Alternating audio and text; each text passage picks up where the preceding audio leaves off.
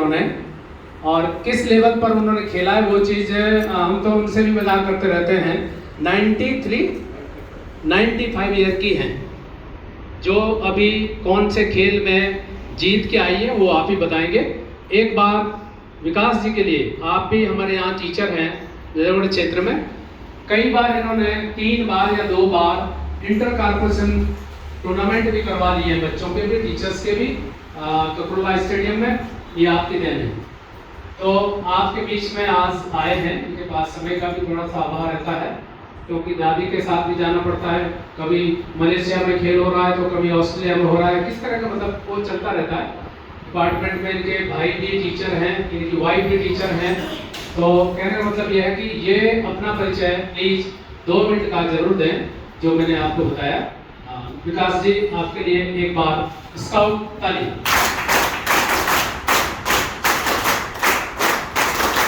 Sir, सबसे पहले तो मैं सेंट्रल जोन से मेरे हमेशा से मार्गदर्शक भी कहूँगा मैं और सपोर्टर भी कहूँगा, क्योंकि हरदय सिंह सर और कामना मैम अभी है नहीं, मैं दोनों का तहे दिल से शुक्रगुजार हूँ कि उन्होंने मुझे यहाँ पैरा स्पोर्ट्स का की जानकारी देने के लिए आपके सामने मौका दिया। क्योंकि यहाँ पे चाहे ये डिपार्टमेंट हो चाहे कोई भी डिपार्टमेंट हो, आप कोई भी नया काम करते हो तो आपको बैकअप सपोर्ट की बहुत ज़रूरत होती है। तो मैं स्पेशल थैंक्स बोलूँगा इनको कि इन्होंने हर खेल से जुड़े सकारात्मक काम में हमेशा साथ दिया है। Sir, thank you so much again. जहाँ तक मेरे कैरियर की बात है, मेरा नाम विकास डागर है, मैं इंटरनेशनल पैरा एथलीट हूँ। अभी तक मैंने 24 इंटरनेशनल मेडल और 17 नेशनल मेडल जीते हैं। दिल्ली गवर्नमेंट का सबसे बड़ा अवार्ड होता है राजीव गांधी स्पोर्ट्स अवार्ड। हर स्टेट का अपना एक अवार्ड होता है, जैसे हरियाणा का भीम अवार्ड है, हमारे यहाँ दिल्ली का राजीव गांधी है, वो मुझे मिला हुआ है। और वर्तमान में मैं MCD और south west Delhi election commission का ब्रांड एम्बेसडर हूँ। दादी जी मेरी 95 ईयर ओल्ड है, वर्ल्ड चैंपियन है वो 95 ईयर की उम्र में। लास्ट ईयर फिनलैंड से वो 24.74 सेकंड में 100 मीटर का नेशनल रिकॉर्ड और वर्ल्ड चैंपियनशिप रिकॉर्ड जीत के गोल्ड मेडल जीता था। अभी तक उन्होंने 6 इंटरनेशनल मेडल जीत चुकी और 6 नेशनल मेडल जीत चुकी। और अभी आने वाले हफ्ते या 10 दिन के अंदर आपने एक शो सुना होगा, इंडियाज गोट टैलेंट, सीजन 10 चला हुआ है, उसके अंदर भी उनका एक एपिसोड आएगा। जहाँ तक आज के सेशन की बात है, पैरा स्पोर्ट्स, मैंने जब खेलना शुरू किया तब मेरी उम्र 29 ईयर्स थी, जब मैंने पहला नेशनल और पहला इंटरनेशनल टूर्नामेंट खेला। और जब मैंने खेलना शुरू किया था उस वक्त जो मेरी लॉन्ग जंप का डिस्टेंस था, उस लॉन्ग जंप के डिस्टेंस में 2004 में ओलंपिक का गोल्ड मेडल था, लेकिन मुझे वो प्लेटफॉर्म 2013 में मिला। और जो मेरी जंप 2013 में थी, ऑब्वियस बात है 2004 में कुछ न कुछ उससे ज़्यादा ही होगी, उससे कम नहीं होगी, क्योंकि मुझे मौका मिला नहीं। उस वक्त पैरा स्पोर्ट्स के बारे में जानकारी भी कम थी, ना हमारे स्कूल्स में होते थे, दिल्ली में भी बहुत कम होते थे, 1 या 2 मात्र के प्लेयर थे जो नेशनल खेलते थे, तो अवेयरनेस कम थी। आज के टाइम में तो मुझे लगता है कि हर इंसान को पैरा स्पोर्ट्स के बारे में पता है, क्योंकि पिछले 5 साल में हालात बहुत बदले हैं। जब से हमारा टोक्यो पैरालंपिक्स में मेडल आए हैं, उसके बाद से तो हालात और चेंज हुए। जब मैंने 2013 में खेलना शुरू किया तो पैरा स्पोर्ट्स में क्लासिफिकेशन होती है, किसी का अगर सर्टिफिकेट 80% भी है, डिसेबल सर्टिफिकेट, वो गारंटी नहीं है कि वो पैरा स्पोर्ट्स खेल पाए। मैं एक एग्जांपल दूंगा आपको फ्यूचर में, क्योंकि कई बार इंसान को क्या लगता है कि मेरे पास सर्टिफिकेट है and I can play in the para sports. नहीं, इसकी अपनी एक सीमाएं हैं। जब भी आप किसी भी इवेंट के लिए जाते हो, चाहे नेशनल, चाहे स्टेट, चाहे इंटरनेशनल, वहाँ पे आपकी क्लासिफिकेशन होती है। जब हम जाते थे, जब मैंने अपना क्लासिफिकेशन कराया तो 2013 में 10 स्लॉट आते थे इंडिया के, 4 या 5 आदमी जाने वाले होते थे पूरे इंडिया से। आज के टाइम में हालात ये हैं कि 10 से 15 स्लॉट आते हैं क्लासिफिकेशन के और 250 आदमी आज भी वेटिंग में। ये जो अवेयरनेस बढ़ी है, ये उसका रिजल्ट है।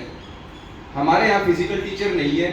अभी तक जितने भी हमारे पैरा स्पोर्ट्स हुए हैं, सेमिनार से जो टीचर निकल के गए हैं उनकी मदद से हमने किए हैं।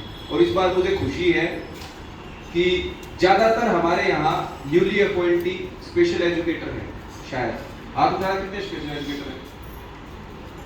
पिछले 4-5 साल से मैं थोड़ा सा आपको बैकग्राउंड दे देता हूँ, अभी आगे बताऊंगा। अभी 2016 में पहली बार नजफगढ़ जोन के, क्योंकि उस वक्त परमिशन का पहला सिस्टम था तो सभी जोनों की परमिशन बहुत मुश्किल थी, तो एक पायलट प्रोजेक्ट के तहत नजफगढ़ जोन से हमने स्टार्टिंग की थी। दिल्ली स्टेट में सबसे पहले हमने अंडर 12 कैटेगरी को इंट्रोड्यूस करके अपने बच्चों को खिलाने ले गए। 39 बच्चे गए थे, 21 बच्चों के गोल्ड मेडल आए थे और हर बच्चे को दिल्ली सरकार ने 5-5 हज़ार रुपए दिए थे। विडंबना ये रही कि अगले साल से फेडरेशन में कुछ लोग ऐसे आ गए जिन्होंने वो अंडर 12 कैटेगरी खत्म कर दी, तो 2 साल तक हम अपने बच्चों को लेकर नहीं जा पाए, क्योंकि अंडर 17 में हमारे बच्चे कम्पीट नहीं कर पाएंगे, उसमें मिनिमम एज का क्राइटेरिया हम फुलफिल नहीं करते। लेकिन इस बार उम्मीद है कि दोबारा से, अभी मीटिंग है अगले महीने, दोबारा से हम उन इवेंटों को शामिल करेंगे और अपने बच्चों को हर जोन से इस बार लेके जाएंगे। और इस बार हमारे लिए सबसे बड़ी ताकत आप स्पेशल एजुकेटर हो, क्योंकि आज के टाइम पे हमारे लगभग हर जोन में, मेरे जोन में भी 128 स्कूल है, 105 स्कूलों में स्पेशल एजुकेटर है। यहाँ पे भी मुझे लगता है कि इस वाले लिस्ट में बहुत सारे स्पेशल एजुकेटर ने ज्वाइन किया है। तो पैरा स्पोर्ट्स की सबसे बड़ी ताकत आप बन सकते हो। आपका एक छोटा सा प्रयास हो सकता है किसी की जिंदगी बदल दे, क्योंकि इन बच्चों को सिर्फ गाइडेंस चाहिए। आज के टाइम में इनको गाइडेंस ही नहीं मिल पाता, जिस वजह से ये पिछड़े हुए हैं। मैंने आपको बताया कि अभी जो सर्टिफिकेट वाली बात, जैसे सपोज करो एक हाथ की किसी की 5 उंगलियां कटी हुई है, उसका सर्टिफिकेट 70% बनता है, 5 उंगलियों का, लेकिन वो पैरा स्पोर्ट्स नहीं खेल सकता। जो ये रिस्ट होती है, रिस्ट या तो बिल्कुल डेड हो या यहाँ से कटी हो, केवल वही मिनिमम एलिजिबिलिटी को पूरा कर पाता है जो हाथ से रिलेटेड गेम में खेल सकता है। ये मैंने खाली हाथ का एग्जांपल आपको इसलिए दिया था कि आपको ये समझ आ जाए, क्योंकि कई बार क्या होता है कि हमारे बच्चे नहीं, आप जहाँ रहते हो आपकी लोकेलिटी में कोई है ऐसा, वो तैयारी कर रहा है। मेरे पड़ोस में था एक, 2 साल से बहुत मेहनत कर रहा था जब मैं पैरा स्पोर्ट्स में नहीं गया था। जब मैं गया तो मुझे जब इन बारीकी को पता लगा, उसने 3 साल खराब कर दिया और उसकी उंगलियां ही कटी हुई थी। मैंने उसको फिर यही समझाया, मतलब पैरा स्पोर्ट्स में कोई फ्यूचर नहीं है, अपने किसी और काम में, कोई भी जॉब में, पढ़ाई में, कहीं ना कहीं हम उनको डाइवर्ट कर सकते हैं, क्योंकि कोई फायदा ही नहीं है। जब आप 4 साल किसी को मेहनत करते हो, उसके बाद आप जाते हो नेशनल में, वहाँ पे जाके आपको डिस्क्वालीफाई कर दे, कोई बेनिफिट नहीं। ये छोटी छोटी चीज़ें हैं, जब ब्रीफ पूरा डिटेल में सेशन होगा तो मैं स्पेशल एजुकेटरों के स्पेशल सेशन में वो भी चीज़ें बताऊँगा। बेसिक्स चीज़ें मैं आपको यहाँ बताने आया हूँ, ताकि आपको कम से कम पैरा स्पोर्ट्स के बारे में कुछ नॉलेज हो, आपको कैटेगरीज के बारे में कुछ नॉलेज हो सकता है आपकी लोकेलिटी में या आपके आमने सामने कोई बच्चा ऐसा घूम रहा हो जो मैं आपको कैटेगरी बताऊं उनके अंदर आता हो, तो आप उसको गाइड करके क्या पता पैरा स्पोर्ट्स में मोड़ दो और उसकी जिंदगी बदल जाए। मैं कैटेगरीज का बताना चाहूंगा आपको पहले, जो पैरा स्पोर्ट्स में कैटेगरीज होती हैं।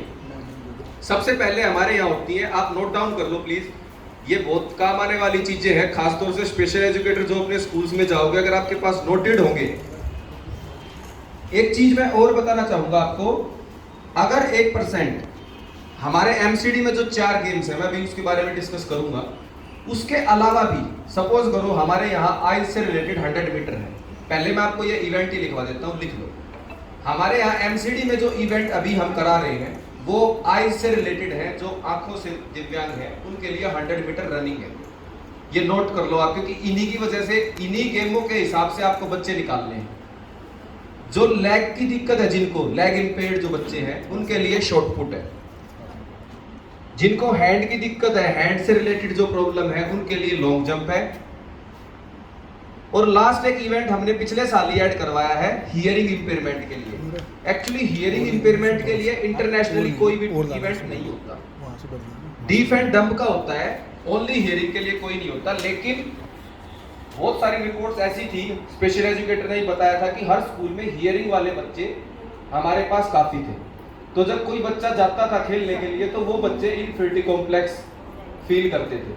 तो इस वजह से हमने सिर्फ एमसीडी लेवल पे, उनका स्टेट नेशनल नहीं है, एमसीडी लेवल पे केवल उन बच्चों को मोटिवेशन देने के लिए हियरिंग इंपेयरमेंट का लास्ट ईयर एक इवेंट ऐड कराया था, शॉर्ट पुट का।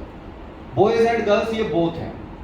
ये तो इवेंट है हमारे एमसीडी में जो आज के टाइम पे हो रहे हैं, और इन इवेंटों में बच्चों को नॉर्मल बच्चों की तरह प्राइज मनी भी मिलती है, जो गिफ्ट होता है हेडक्वार्टर से वो भी मिलता है, सर्टिफिकेट भी मिलता है at par normal games.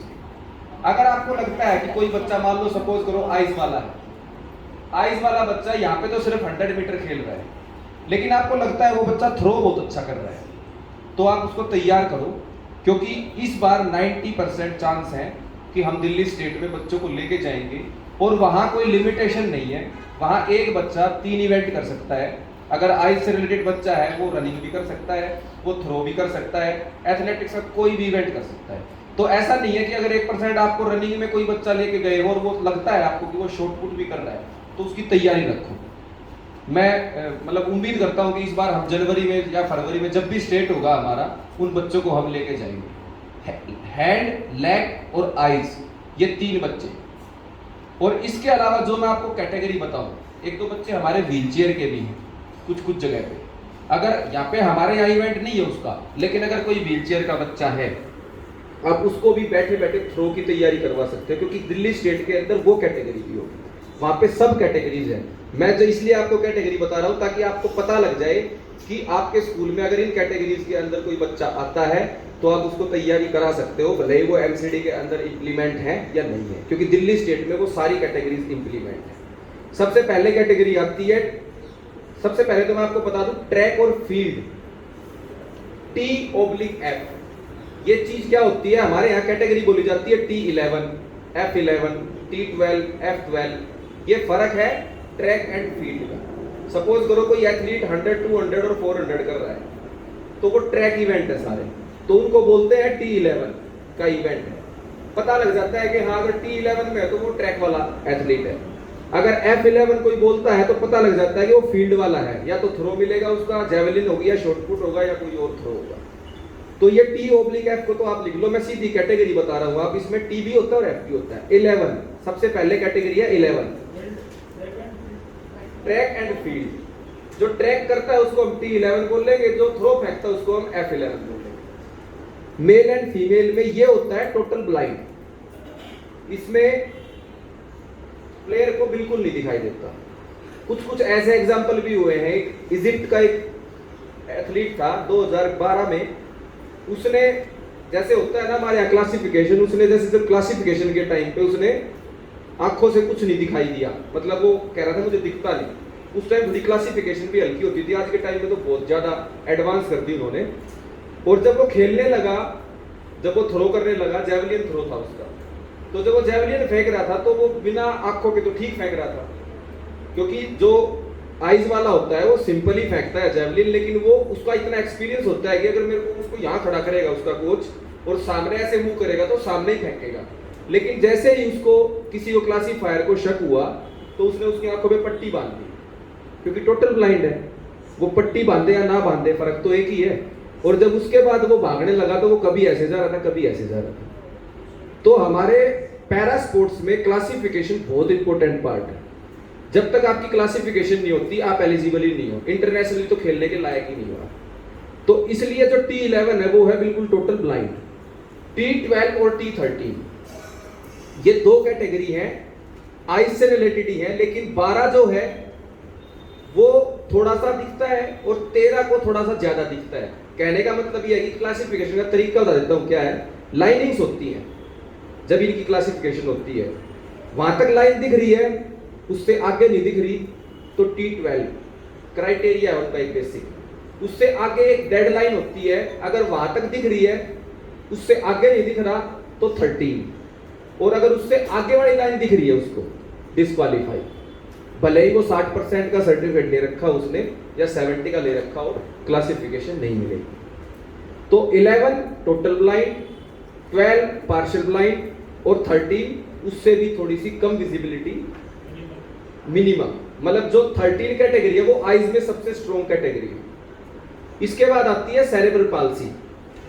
CP वाली कैटेगरीज में होता है 31 से 38, 31, 32, 33, 34 और 35, 6, 7, 8। इसमें क्या है कि जो 31 से 34 है ये होती है सिटिंग, जो बच्चा चल नहीं सकता, सीपी है, और व्हीलचेयर पे हैं, वो होते हैं 31 से 34।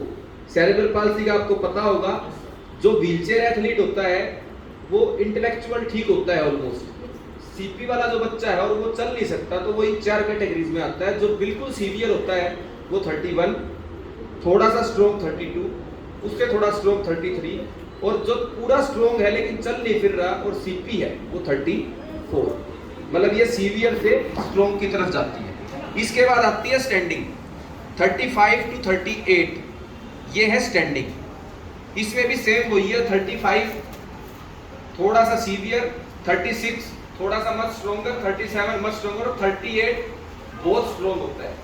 मतलब सीपी है वो, लेकिन उसके अंदर मसल्स वगैरह और सब कुछ बहुत स्ट्रोंग होता है, लेकिन है सीपी, तो वो 38 में आता है। इसके बाद जो 2 कैटेगरी है, इन पे थोड़ा ध्यान देना। ये है ड्वार्फ, और इनको मैं क्यों कह रहा हूं तुम्हें कि हमारे यहाँ इंडिया में ना नेशनल का बहुत बड़ा स्कोप है इन बच्चों का।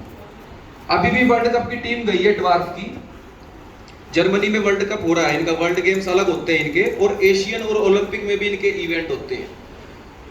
इसमें 2 कैटेगरीज इन्होंने डिवाइड कर रखी है, 40 और 41। इसमें यहाँ पे एक चीज बता दूं आपको, इनकी जो मिनिमम एज होती है वो 14 साल होती है। 14 साल के बाद ये डिफाइन करते हैं, क्योंकि इंटरनेशनल रूल खेलने का है 14 साल। अगर 14 साल तक हाइट इतनी रहती है जितनी मैं अभी बताऊंगा आपको, तो वो एलिजिबल है। लेकिन ड्वार्फ बच्चे आपको अलग से पहचान में आ जाएंगे। वो चाहे अगर 10 साल का भी बच्चा होगा तो वो 14 साल तक भी लगभग 19-20 की हाइट निकालता है, वो 10 साल में ही पहचान में आ जाता है वो ड्वार्फ बच्चा है। अगर कोई ड्वार्फ बच्चा आपको लगता है, उसके ऊपर आप मेहनत जरूर करना, क्योंकि उसका स्कोप मैं कम से कम एटलीस्ट इतना कहता हूँ कि यहाँ पे नेशनल मेडल तो जरूर। तो इसलिए उन बच्चों पे ध्यान रखना। इसकी जो हाइट है वो है जो T40 है, T/F40, उसका है 130 सेंटीमीटर फॉर मेल और 125 centimetre for female. 125 centimetre female, 130 centimetre male. इसके बाद एक कैटेगरी उन्होंने और दी है, थोड़ी सी हाइट का रिलैक्सेशन करके, 145 मेल और 140 फीमेल, ये है 41।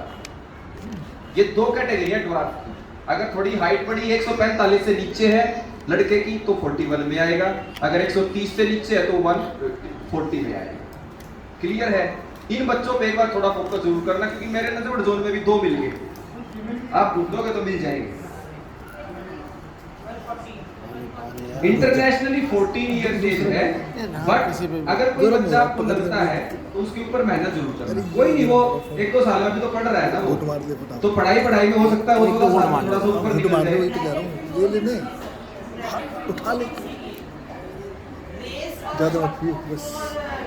सब है, सब इवेंट है, पूरी डिटेल है। मैं उसको आपको ना, जो इवेंट होते हैं ना स्टेट वाले, वो मैं सर को शेयर कर दूंगा, वो ग्रुप में शेयर भी कर देंगे आप। इसके अलावा आती है लेग्स कैटेगरी, 42, 43, 44।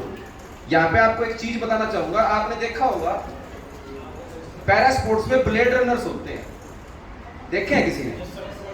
जिसका पैर कट जाता है वो नीचे ब्लेड लगाते हैं।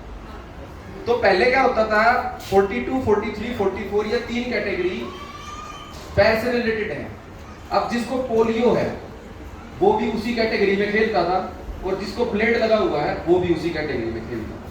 लेकिन एक ब्लेड रनर एक पोलियो वाले को, मतलब एक पोलियो वाला एक ब्लेड रनर को कभी कम्पीट नहीं कर सकता।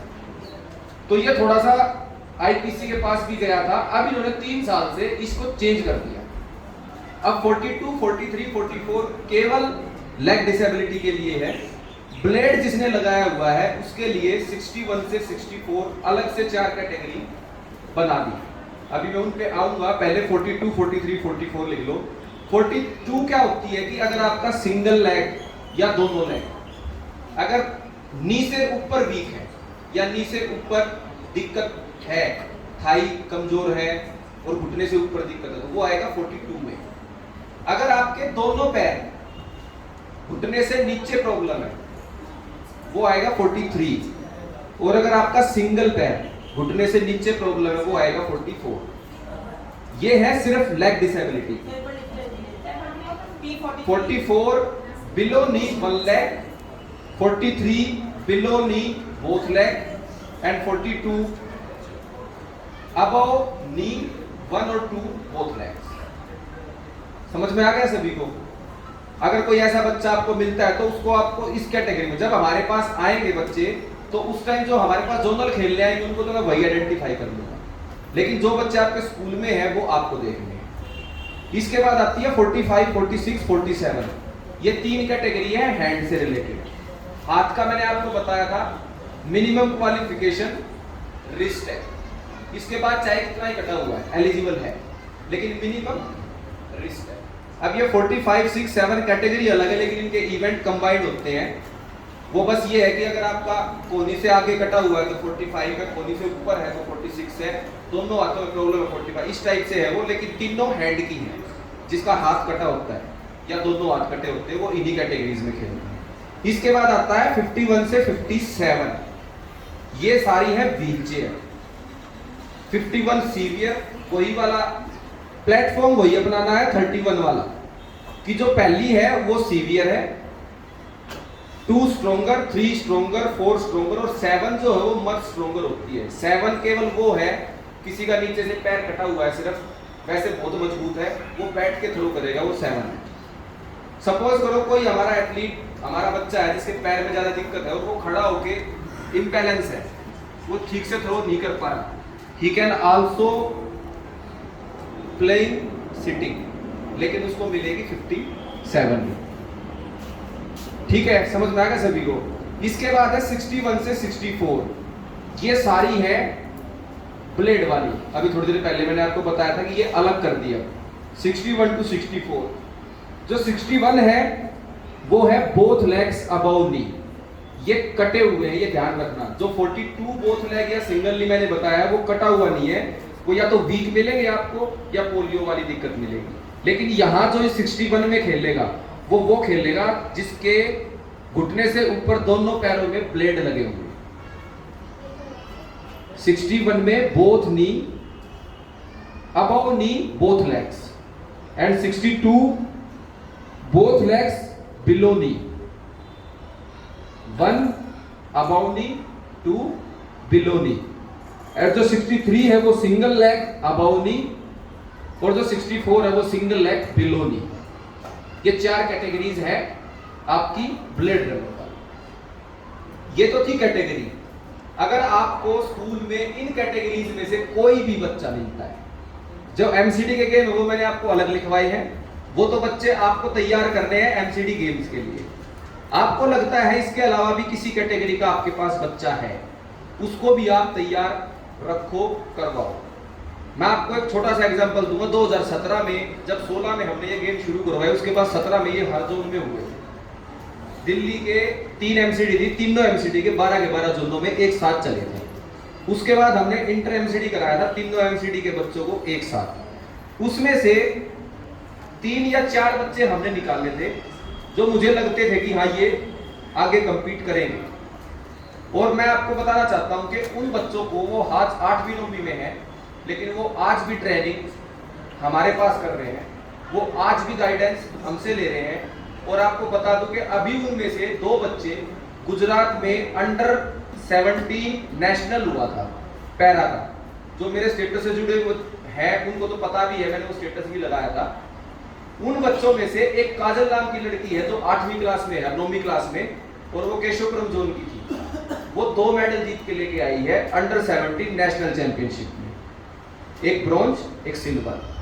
तो वो केवल आज के टाइम में वो अगर अंडर 17 में चैंपियन है, अब वो नॉर्मल का जो हमारा जो ओपन स्टेट होता है वो खेलने जाएगी। उम्मीद है वहां पे वो लड़की मेडल जीत के लाएगी। लेकिन चाहे नॉर्मल बच्चा है चाहे पैरा का बच्चा है, अगर आपको ये लगता है ना कि बच्चा बहुत अच्छा है, जैसे मैं आपको देखता हूँ कि हमारे यहाँ जब जोनल स्पोर्ट्स होते हैं तो कोई ना कोई बच्चा ना बेस्ट एथलीट बनता है। यहाँ पे तो वो बेस्ट एथलीट बन गया, वो जब 6ठी क्लास में जाता है तो या तो वो सेफ हैंड में पहुंच गया, वहां पे भी कोई बहुत मेहनती पीईटी मिल गया उसे तो उसकी जिंदगी बन जाएगी। लेकिन अगर वहां पे कोई पीईटी नहीं हुआ या वो किसी के हाथ में नहीं गया तो वो 2 साल के अंदर खत्म हो जाएगी। तो मैं आपसे एक रिक्वेस्ट करूंगा कि अगर, क्योंकि लगभग सबके स्कूल मुझे लगता है कि घर के आसपास या सोसाइटी के इर्द गिर्द ही है, कोई कोई दूर होगा तो उसकी एक अलग बात है। जो टीचर अपने स्कूल के पास है और उनके स्कूल का बच्चा कोई एक्स्ट्रा टैलेंटेड उसको लगता है, तो मैं सिर्फ ये रिक्वेस्ट करूंगा कि हफ्ते में ज्यादा नहीं तो 2 या 3 दिन उस बच्चे को जैसे आप पहले ट्रेनिंग कराते थे वैसे भी शाम को आप ट्रेनिंग करा सकते हो, क्योंकि स्कूल उसका भी मॉर्निंग का होगा। अगर इवनिंग का है तो थोड़ा सा जो हमारे मॉर्निंग के टीचर है वो शायद आपस में कोलैबोरेट कर सकते हैं, लेकिन वो बच्चा बन जाएगा।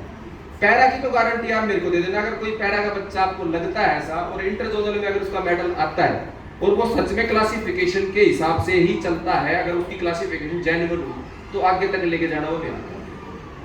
एक चीज और बताऊंगा, हर साल पिछले 2-3 साल से जब से ये पैरा स्पोर्ट्स हमने एमसीडी में शुरू किया है, अब थोड़ी सी दिक्कत आने लगी। दिक्कत क्या आने लगी, जैसे आइज वाला है, कई बार दिखता है उसको, जैसे मैंने अभी छोटी सी पहला एग्जांपल दिया था कि पट्टी बांधते इधर उधर भाग रहा था। हमारे यहाँ 11 तो है नहीं, क्योंकि हमारे यहाँ टोटल ब्लाइंड बच्चा नहीं है। 12 और 13 कैटेगरी है जिनके लिए हम अभी तक क्लासिफिकेशन नहीं करते थे, लेकिन अब लड़ाइयाँ होने लगी। लड़ाइयाँ क्यों होने लगी कि जब बच्चा 12 जोनों से 3-3 बच्चे आएंगे तो 36 बच्चों में से फर्स्ट सेकंड थर्ड आना, और फिर जब वो फर्स्ट सेकंड थर्ड आता है तो जो फोर्थ वाला है वो प्रोटेस्ट करता है कि सर ये आइस वाला नहीं है, खिला रखा है। तो इससे बचने के लिए इस बार जोन में जो बच्चा सिलेक्ट होगा और जो इंटर जोनल जाएगा वहां उनकी क्लासिफिकेशन फेडरेशन के थ्रू करवाएंगे, और अगर वो बच्चा वहां डिस्क्वालीफाई होता है तो वो इंटर जोनल नहीं खेल पाएगा। इसलिए जो बच्चा सिलेक्ट करो, चाहे वो हाथ वाला है चाहे वो पैर वाला है, कोशिश करके मिनिमम एलिजिबिलिटी को ध्यान में रख के करना। थोड़ा चेक करने का एक बेसिक रफ आइडिया बता देता हूँ। जो विजिबिलिटी है बच्चे की, उस विजिबिलिटी को चेक करने के लिए मैं आपको सबको शेयर करूंगा।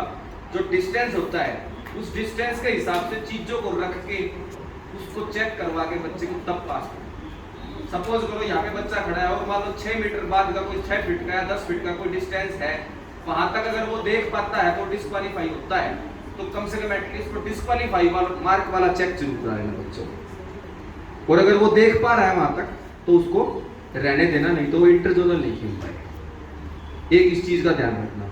कोई आपसे पूछे पैरा स्पोर्ट्स में गेम कौन कौन से है, एवरी गेम है। Athletics, para athletics, para swimming, para power lifting, para badminton, para archery, para judo, para lawn ball, आपका 7A side football, para boccia, para basketball, para wheelchair fencing.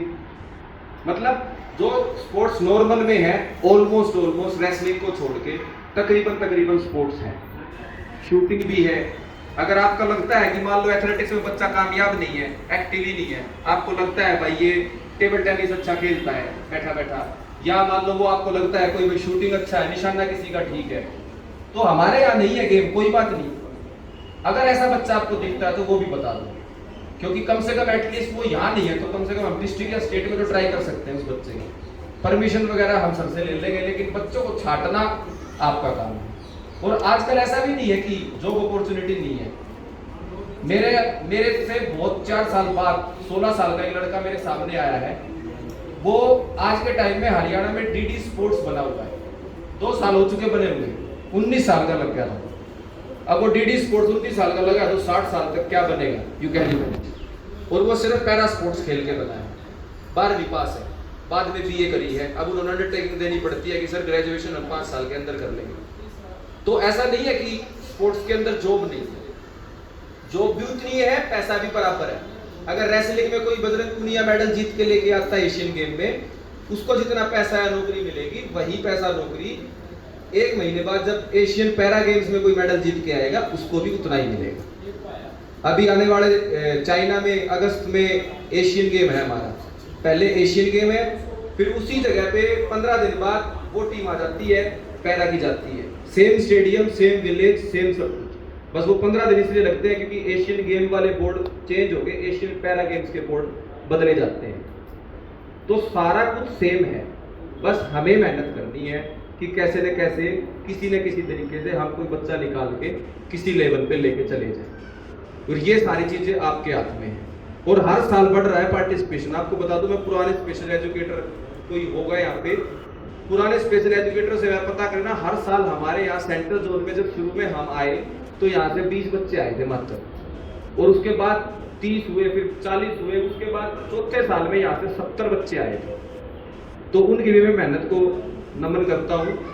आपसे भी उम्मीद है कि आप सारे युवा जोश हो, क्योंकि सारे युवा बच्चे आए हैं इस बार। तो शुरू के 2-3 साल अगर आपने मेहनत कर ली, आपको भी मजा आएगा इस पैरा स्पोर्ट्स में। धीरे धीरे हो सकता है कि कल को आने वाले टाइम में आप भी एज ए कोच कहीं पे स्टैब्लिश हो जाए। अंत में मैं 2 लाइनें और कहूंगा। हमारे टाइम पे किसी ने कहा था, जब हम पढ़ते थे ना, छोटे बच्चे थे, तो आपको भी कहते होंगे घर वाले कि पढ़ोगे लिखोगे बनोगे नवाब, खेलोगे कूदोगे बनोगे खराब। यही थी ना भाषा। आज के टाइम में टोटली चेंज है। मैं आपको एक सीख देना चाहूंगा कि खुद अपने बच्चों को या अपने पढ़ाए हुए बच्चों को या अपनी लोकेलिटी में या अपने फैमिली मेंबर एक एक आदमी को एक एक स्पोर्ट्स ज्वाइन जरूर करवाओ। मैं ये नहीं कहता कि हर इंसान मेडलिस्ट बनेगा नेशनल या इंटरनेशनल, इतना जरूर कहता हूँ खेल ज्वाइन करवाओ, एक अच्छा इंसान जरूर बनेगा। आपके सामने सर ने बताया दादी जी का एग्जाम्पल, 95 साल की उम्र में अगर कोई खेल सकता है ना, तो 40 साल की उम्र में सब खेल सकते हैं, चाहिए सिर्फ इच्छा शक्ति। तो मैंने अभी आपको बताया कि खराब वाली, उसकी लाइनें मैं वर्तमान परिप्रेक्ष्य में 2 लाइनें बता के खत्म करूंगा। आज के वर्तमान में मैं ये समझता हूं, पढ़ोगे लिखोगे बनोगे नवाब, खेलोगे कूदोगे बनोगे लाजवाब। ये सच है, आप उसको महसूस करोगे। स्पोर्ट्स एक ऐसी चीज है, और हमारा डिपार्टमेंट तो सर ने बताया अभी खत्म है। अभी सिर्फ ये सामने जो बैठी है मैडम और सर, इनके बाद यहाँ इस जोन में कोई नहीं है, राजकुमारी मैडम बचेंगी बस। उसके बाद हमारे, अब जैसे मैं हूं, मैं पीटी नहीं हूं, मैं नॉर्मल टीचर हूं, प्राइमरी टीचर आपकी तरह, लेकिन मेरा स्पोर्ट्स में इंटरेस्ट है। मैं स्पोर्ट्स को आगे लेके जाना चाहता हूं, तो शायद मैं कुछ कर पा रहा हूं। यही इंटरेस्ट अगर आप सब में हो गया, तो यहाँ पे कम से कम 90 तो आज ही तैयार हो जाएंगे खड़े होके कि हम स्पोर्ट्स को आगे लेके जाना चाह रहे हैं। कम से कम